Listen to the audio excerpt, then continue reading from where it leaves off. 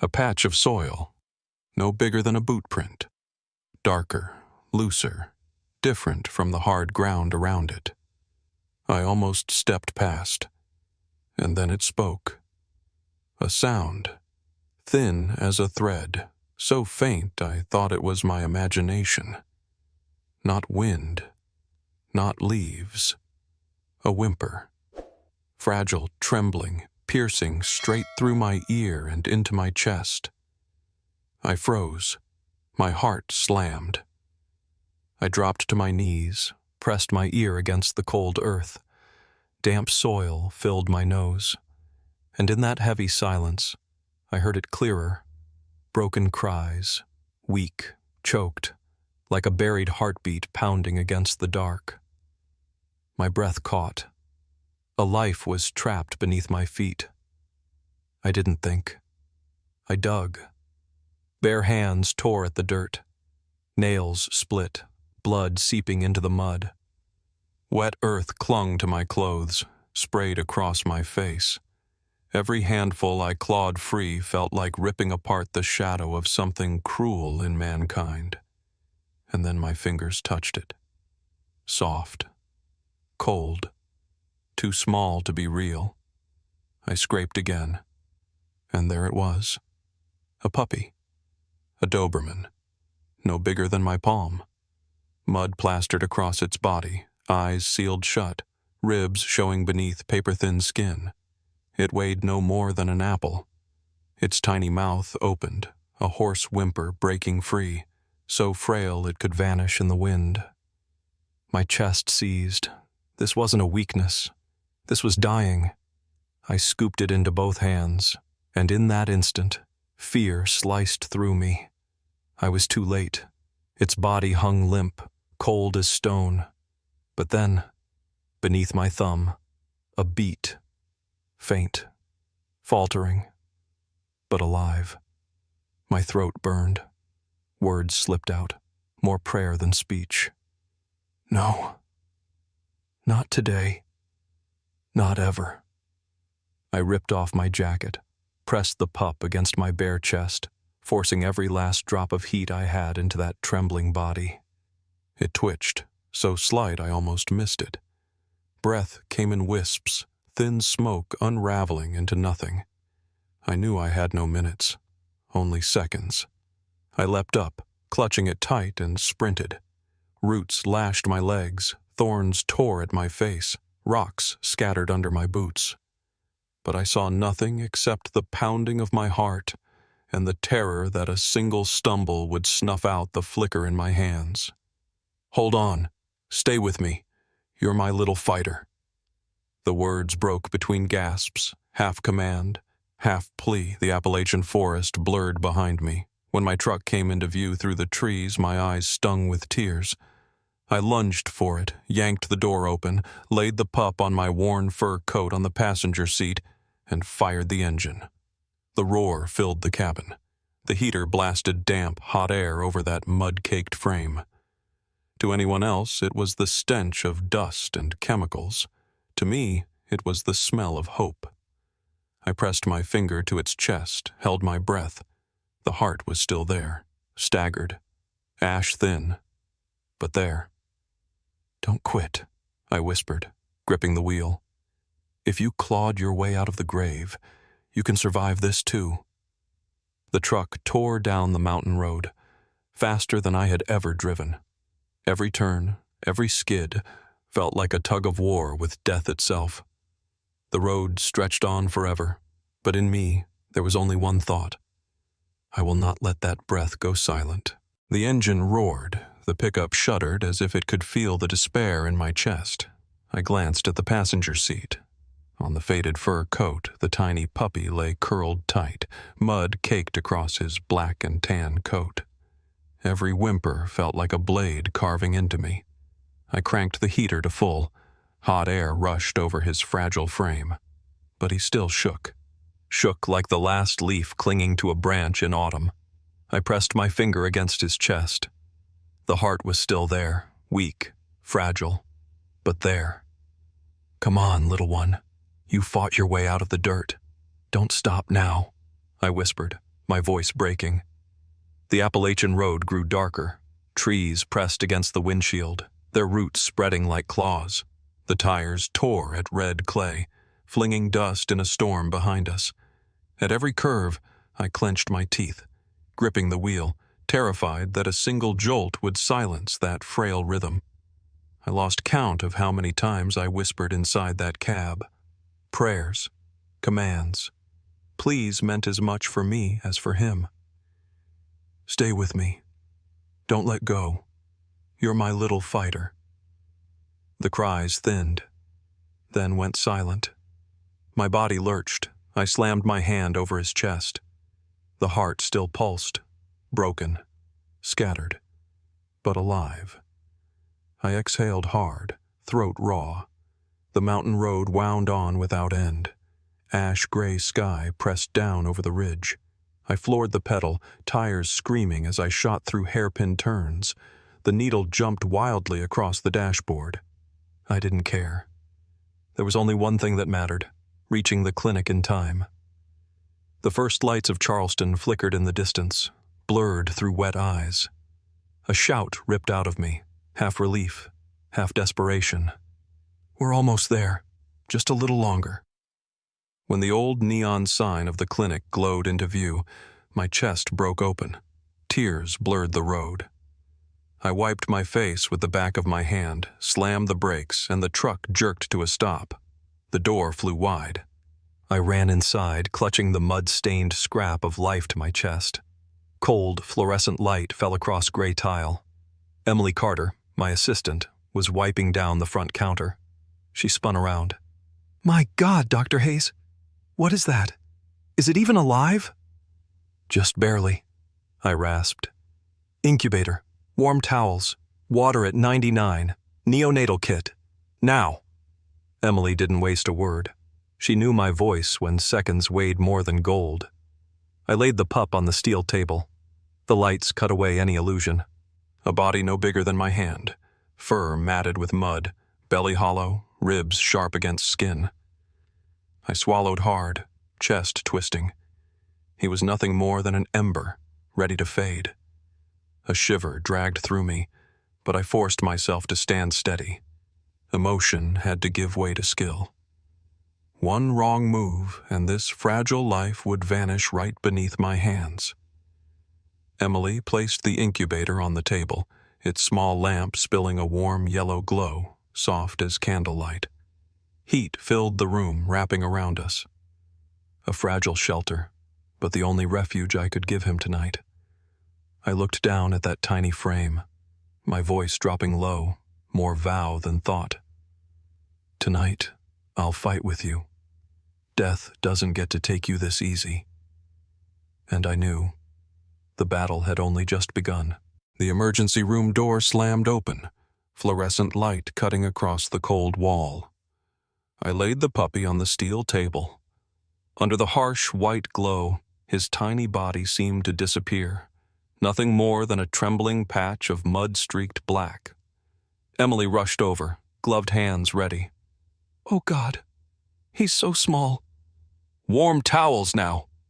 My voice cracked, raw with urgency. She yanked open a drawer, pulling out white cloths, while I tore into a sterile water pouch, checked the thermometer. Exactly 99 degrees. A margin of a few degrees could stop his heart. I wiped the mud from his fragile frame.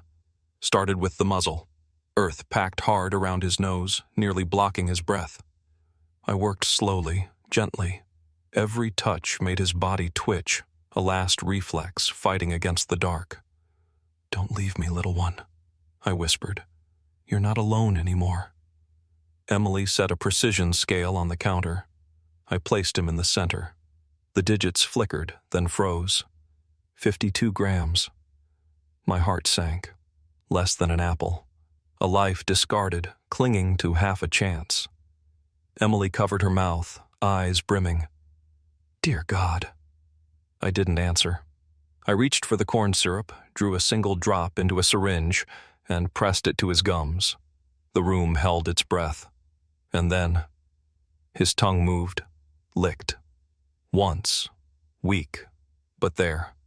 A signal. A spark in the dark. Good. You're still fighting. My voice cracked, laughter and tears colliding. We slid him into the incubator, its soft yellow glow washing over his body. He curled tighter, breath ragged, like a coal at the edge of ash. The warmth and sugar would hold him for minutes, no more. He needed milk.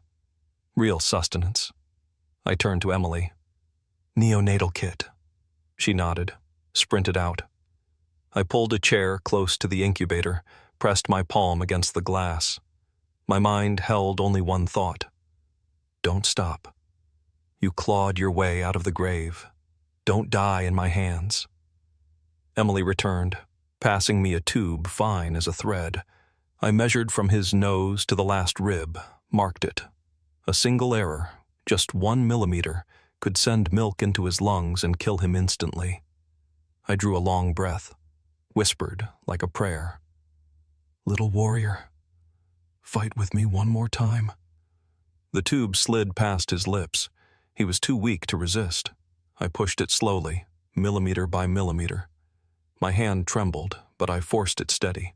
When the tip touched the mark, I locked on the syringe. 1 milliliter of warm formula. Drop by drop, it slid down. With every drop, my heart pounded harder. I watched his chest, rising, falling. No choke, no gasp. When the last drop was gone, I pulled the tube free, sweat dripping onto the table. My body shook as if I'd walked the edge of a cliff. Emily's voice came soft, almost a whisper. Does he have a chance? I didn't answer. I pressed my hand against the glass, eyes fixed on his chest. 1 beat. Ragged. 2 beats. Still slow. Then 3. A little steadier. A tiny paw twitched. His head shifted, searching for warmth. A sound tore out of me. Half sob, half release. Not words. Just the crack of a man breaking open. That's it. You're still here. Emily's hand touched my shoulder. She whispered, He has a chance. I nodded, eyes locked on the fragile life inside that incubator. The rest of the world vanished. It was only me, Emily, and that trembling heartbeat, suspended between life and death. Tonight would be long. Every hour would be a battle. But seeing him stir, weak yet unyielding, I felt it clear as fire. I wasn't just his doctor. I was the witness to a miracle being born. The incubator hummed, a steady low drone that gnawed at the nerves like a clock ticking too loud.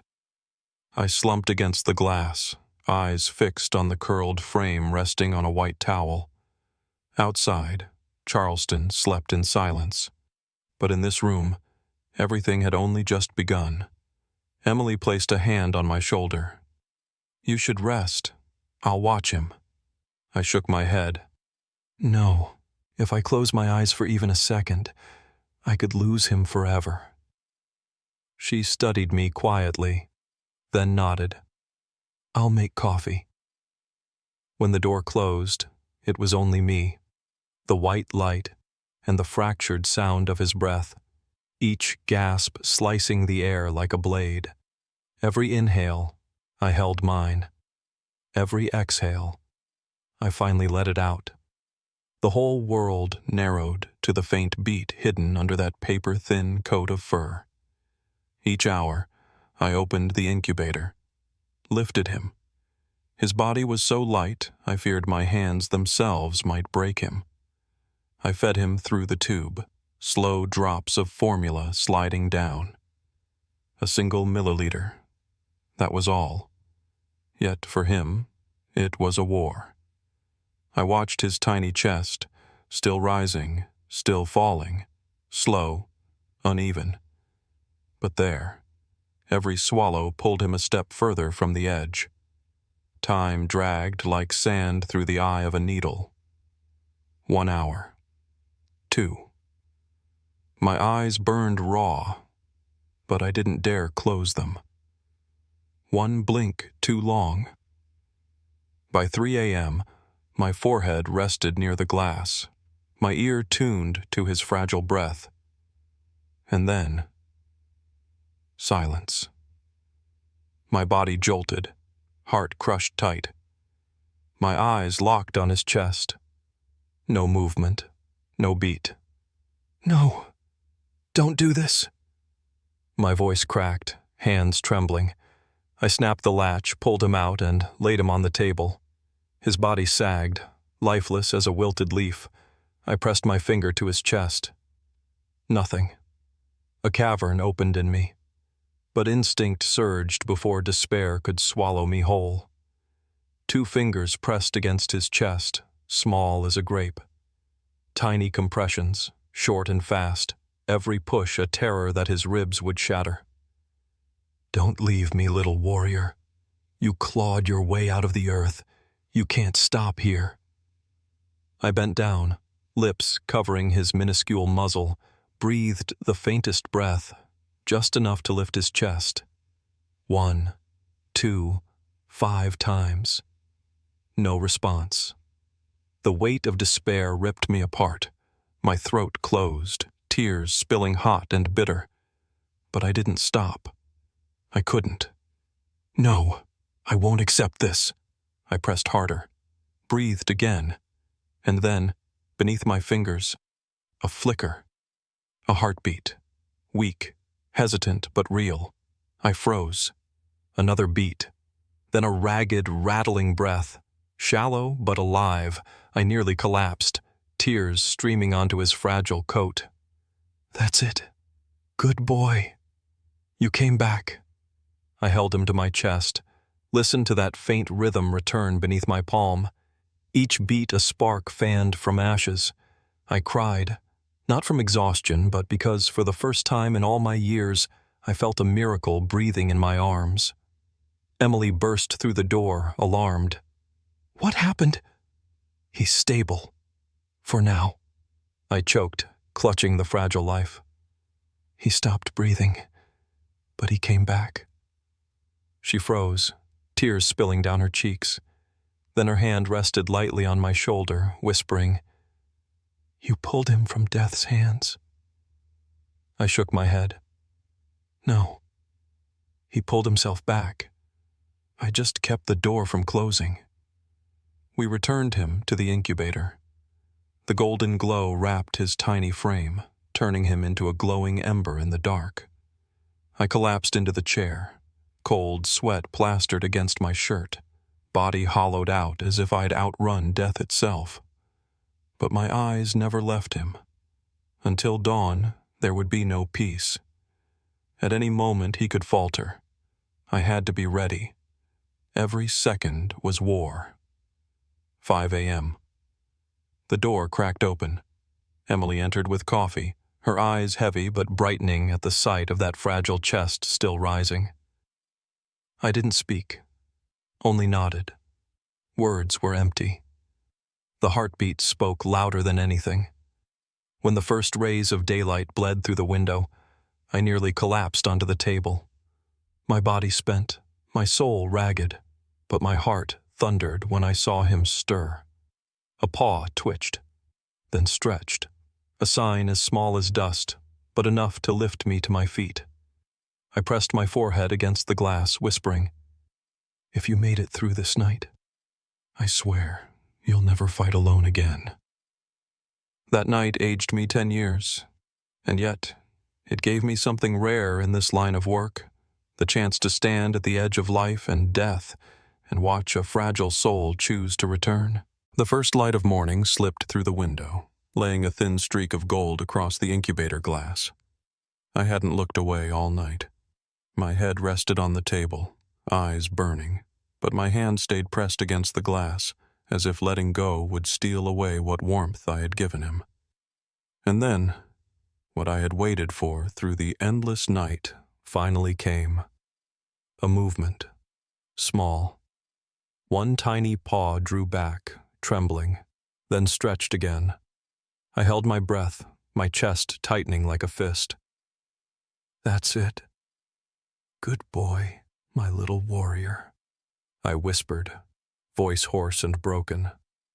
Emily walked in with a hot cup of coffee just in time to see it. She set the cup down, both hands covering her mouth, eyes alight. "Oh my God, Dr. Hayes. He's responding." I nodded, eyes locked to the incubator. That single twitch was nothing short of a miracle. After a night spent dangling between life and death, that movement was proof. He had not surrendered. All morning, I repeated the cycle. Open the incubator, lift him gently, guide the tube, let a milliliter of warm milk trickle down, then lay him back onto the towel. Every drop was a dose of hope. By noon, I tried something different. A single drop of milk on my fingertip, brushed against his lips. At first, nothing. My heart sank. But then, his tiny tongue slipped out, trembling and licked. Once, then again. I laughed, truly laughed, after days that had known only tears. "Good boy, Valor," I said, calling him for the first time by the name I had been holding in my heart. "You've started to fight," Emily heard, tilting her head. "Valor?" "His name," I murmured. "There's nothing else that fits. Courage to survive." From that moment, the name clung to him. Valor. A life no heavier than an apple, carrying the will of a warrior. On the third day, he opened his eyes. Pale blue, cloudy, flickering as if unsure where to look. I held my finger in front of him.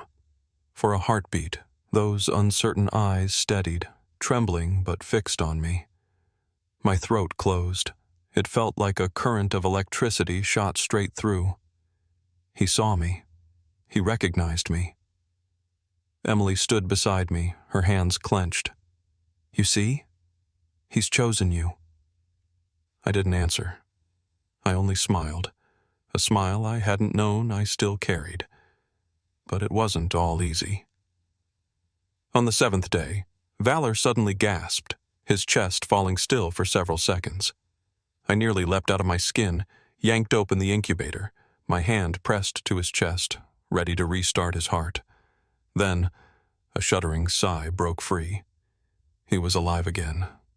I collapsed to the floor, drenched in cold sweat, my body shaking. "Don't you ever do that to me again, little one," I whispered, voice splitting. "Enough.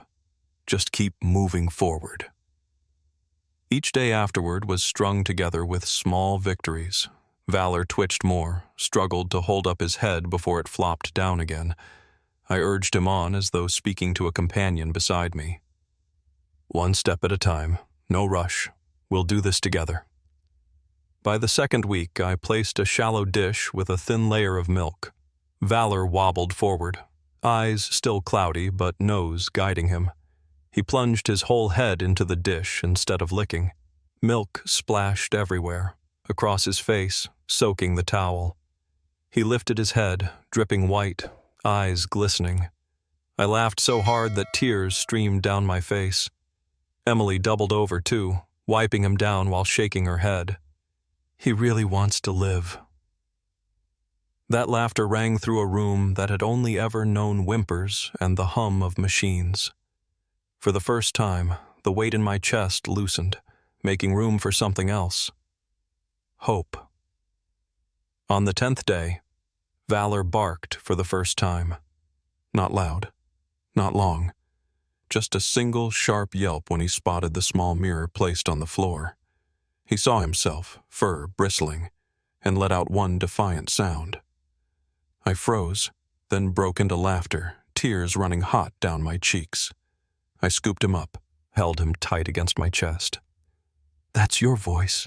Let the world hear you're alive." Emily leaned against the doorframe, shaking her head with a smile. "You've completely lost your mind over him, Dr. Hayes." Maybe, but I didn't care. Every time Valor licked a drop of milk, every time his paw clawed weakly at the towel, I felt another piece of my heart knit itself back together. And in that small room, through sleepless nights, I realized I wasn't just saving a patient. I was watching a miracle grow hour by hour. By the third week after that night, I could hardly recognize the fragile life I had dug out of the earth. Valor was no longer a dying ember. He shifted more now, his frail legs pressing against the towel, trembling like branches in the wind. One morning, after feeding him, I laid him back on the cloth. Suddenly, he braced himself, head wobbling upward. Then, in a moment that stopped my breath, he pushed against his paws, staggering, trying to stand. For one heartbeat, he held. Then he collapsed. I nearly leapt to my feet, stammering through a smile. "Good boy, Valor! Do it again!" He tried once more, this time 2 tiny steps before he tumbled forward. I laughed, tears streaking my face. Emily rushed in, eyes wide. "You see that? He's really walking." I nodded, my gaze locked on him. To anyone else it was just a clumsy stumble, but to me it was proof. The creature buried alive was now standing, claiming the world. The next day I tried a small bowl. I poured a thin layer of formula and set it down. Valor tottered toward it, pale eyes still unfocused, nose twitching. And instead of licking, he plunged his whole head inside. Milk splashed everywhere. When he lifted his face, dripping white, eyes gleaming, muzzle smeared, I broke into laughter. Emily doubled over too, tears running as she wiped him down. "He looks like he just fought the milk bowl and lost." In that moment, the room that had known only medicine and the hum of machines filled with laughter. For the first time in years, I felt my chest lighten, but the path was not smooth. One night, Valor wheezed, belly rising unevenly. I jolted awake, checked his temperature, and pressed my hand to his chest. The heartbeat was there, but weak.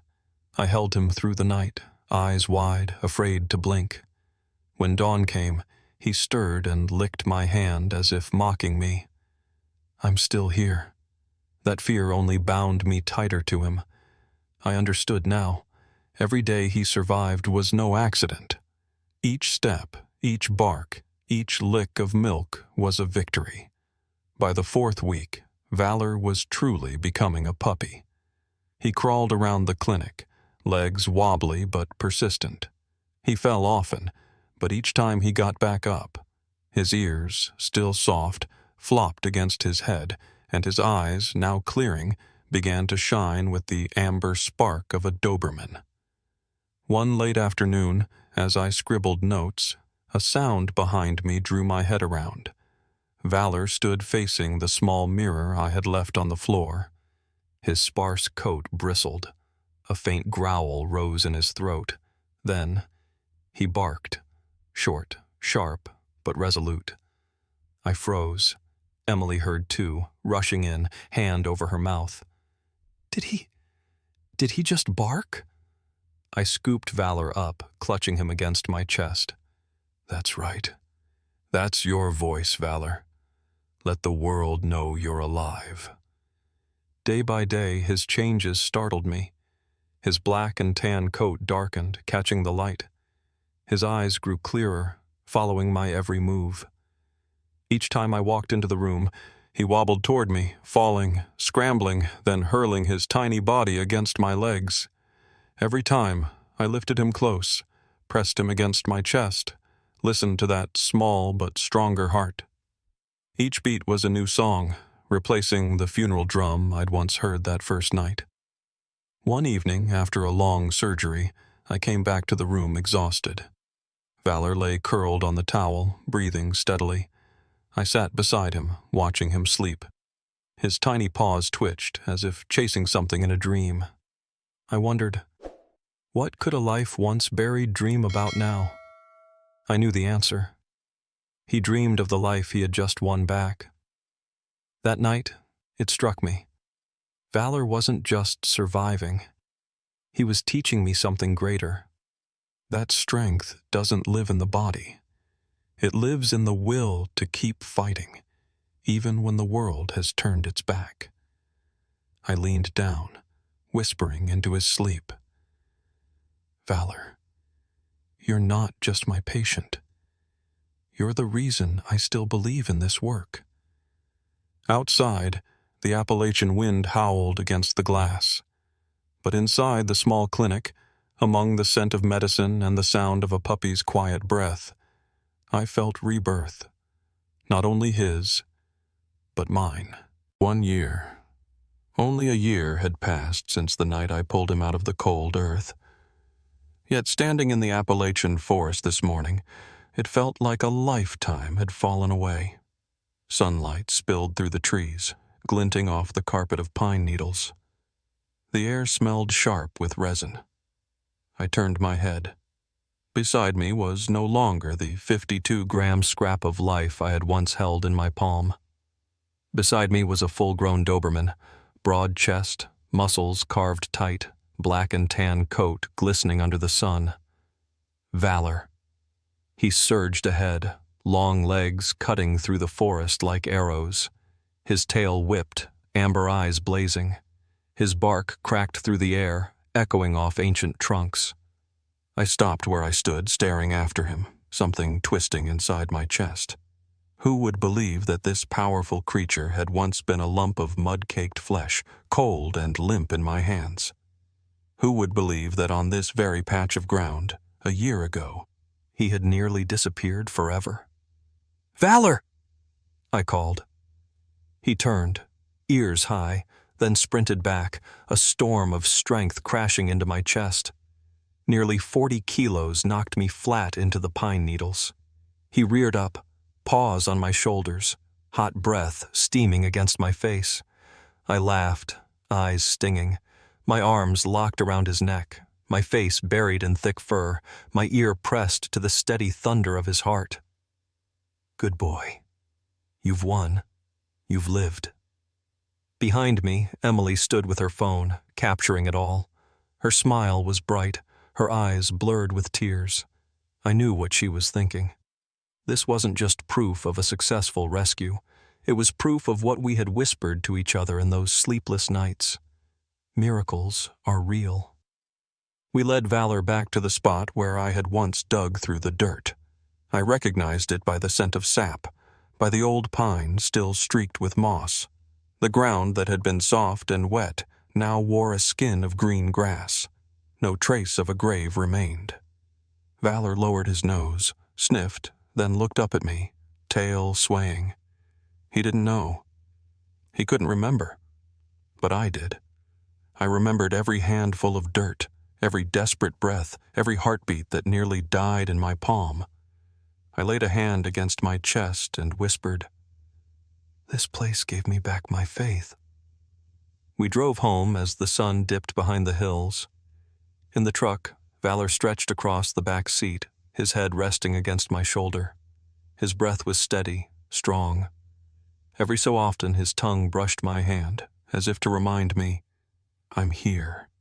I'm alive. I'm yours."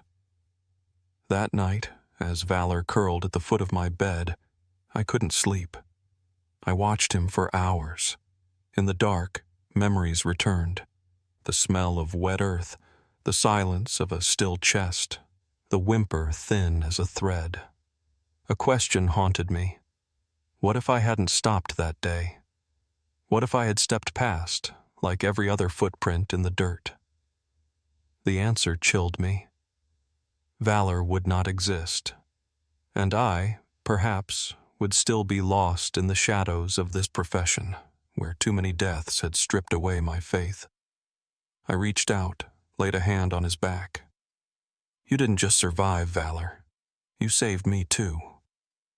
The one who buried him, I never found.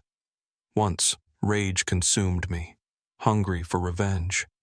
I wanted justice, punishment. But slowly, I came to see. The heaviest sentence of all is to go through life never knowing the love and loyalty this dog has given me. And my reward? It's the sound of his paws running through the yard each morning. It's his shadow waiting by the door each night, tail thudding the wall like a whip of joy. It's the steady drum of his heart pressed against my chest when he sleeps. A year after that night, I understood what I hadn't before. No one can save the whole world, but anyone can save a single life. And for that life, the act is the entire world. Valor is living proof. A year ago, he was buried in the earth, discarded like trash. Today, he runs free, eyes burning, heart fierce with life. When I tell this story, I don't want people to remember only me and a dog. I want them to understand that our countless lives are crying silently. A dog on the roadside, a cat in the rain, a creature abandoned. They don't need a veterinarian. They just need someone to stop. A hand. A choice not to step past. And maybe that single choice can change everything. I looked at Valor, asleep, his strong frame curled on the blanket. I whispered, almost a prayer. You're not just my Doberman. You're my miracle. Outside, the Appalachian night lay quiet. But in that small room, every breath Valor drew sounded like a victory song. The music of life, of hope, of compassion. Valor didn't just survive. He became proof that even when buried in darkness, a single hand reaching down can bring life back. His story reminds me, and I hope it reminds you, that even the smallest act of mercy can change the whole world.